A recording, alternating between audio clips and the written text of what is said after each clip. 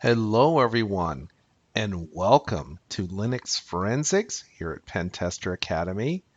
In this video, we're going to continue our discussion of file system plugins with volatility. And in particular, we're going to look at ways that you can actually recover some of these file systems that are based on the memory, or at least the parts that are cached. So how do you do that? Well, it's pretty easy. As always, we'll use our favorite plugin. So once again, this guy right here, volpy -- profile and -f, the name of our Lime file. So I'll say VPA Linux, and now I want to recover file system. Unfortunately, this is an all or nothing kind of deal where you get the entire cached file system from memory. You can't just say, I only want part of it. So I want to go ahead and dump the file systems, all of them that are cached. And I first need to make a directory. So I'll make a directory temp, my cache fs. And now I'm going to run volatility, VPA, Linux, recover, file system, -D. I could also use -- dump. And I want to go to tmp my cache fs. And as we can see in my case here, volatility nicely fell down. Came up with an error message and some of the Python code. So what happened?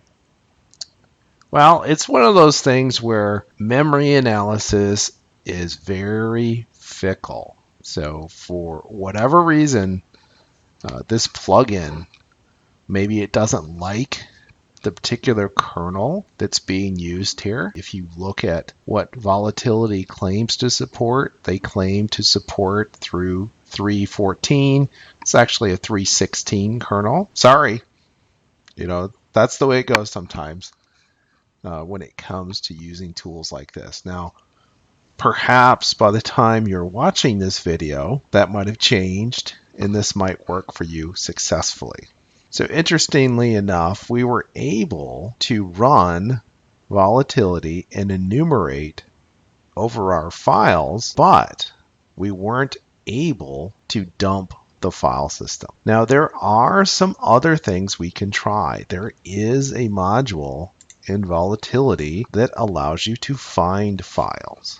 And not surprisingly, it's called find file. So if I want to find a file and optionally extract its contents, I can use find file. Now, unfortunately, this doesn't seem to support wildcards, but I can use the information I got previously from my enumerate files, and I can use that in order to run volatility on a specific file. So in this case, I'm going to run it on the Xingqi bindshell port file in the temp directory.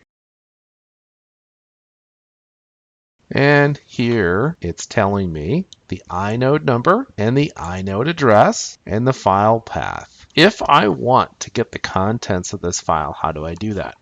Well, I use find file again, but this time I will give it -I, and I will give it my address for my inode. You might say, why not the inode number? Well, that's not the way it works. That's the answer. You might say, why does it work this way? It is a memory analysis tool after all, so it's not surprising that it wants the address. I can give it a place to output -O, and I'll actually put it in the same place. I'll put it under temp Xingqi bind shell. And this would actually work better for me if I used a capital O. And that completes. Now if I cat temp Xingqi bindshell port, sure enough, it tells me, yep, it's using port 7777. Not surprising. So what are some other things that I can do here. So we've already seen that we can list files. We can even recover files using find file. It's not a one-step process, but you can do it at all. It's still pretty cool. You can also do things such as create a timeline. And how do you create a timeline? Recall when we talked about the sleuth kit, we talked about body files and how you can create a body file. So let's do that. And the plugin for that is actually called Linux Dentry Cache. And this will create a body file. So if I do VPA Linux dentry cache and I redirect that to a file, call it body.txt, then I should have a file. And it looks like once again we've gotten bit by a little volatility problem, which hopefully by the time you're watching this, maybe someone will have fixed this issue. It appears to not really like some of the more recent Linux kernels. So again, what's the lesson here? We've had a couple of issues in this video with volatility not doing what we wanted, but fortunately, in many cases, we can get this information somewhere else.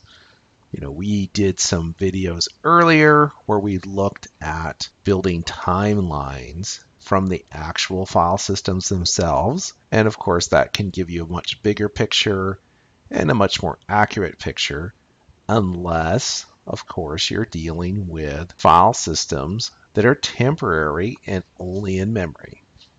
In that case, volatility does provide us the ability to actually find those files and extract their contents, which is something that we couldn't necessarily do with normal file system forensics.